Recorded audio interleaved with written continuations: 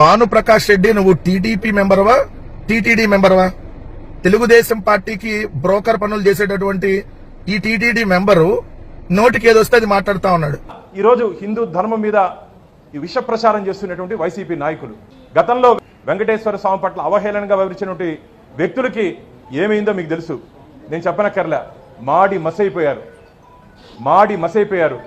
ఆయన తరువాత కూడా ఇప్పుడు వివరించినటువంటి తీరు మీరు గమనించినట్టయితే స్వామివారి ఆగ్రహం కారణంగా 11 స్థానాలకు పరిమితం అయిపోయారు. మీరు 11 స్థానాలకి ఇంకా సిగ్గు లేకుండా బుద్ధి లేకుండా ఇలా వివరించడం మంచిది కాదు.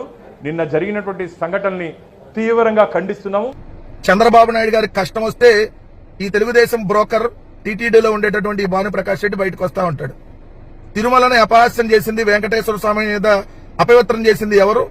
కడుపుకి అన్నం తినేవాడు ఎవడో మాట్లాడిన విధంగా, మానవ జన్మలో పుట్టినాడు ఎవడో మాట్లాడని విధంగా పంది కొవ్వు, జంతువుల కొవ్వు, మీ బొందలో కొవ్వు, బాత్రూమ్ యాసిడ్, ఆలింటో బాత్రూమ్ యాసిడ్, ఏలింటో బాత్రూమ్ యాసిడ్ అని చెప్పి ఉన్మాదకరంగా మాట్లాడినటువంటి వ్యక్తి నువ్వు టీటీడీ మెంబర్వా?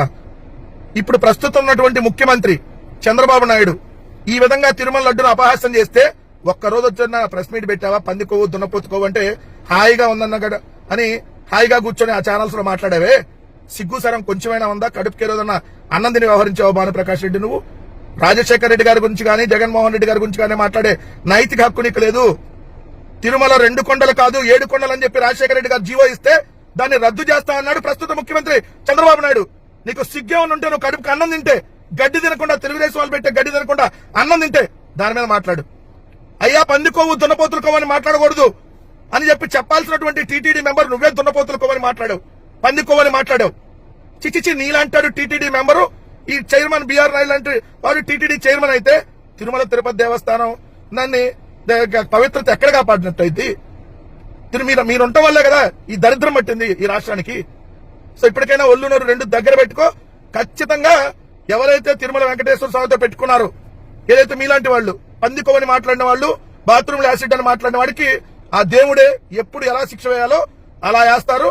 అప్పుడు ఎవరు మాడి మసైపోతారో అది త్వరలోనే చూద్దు గాని.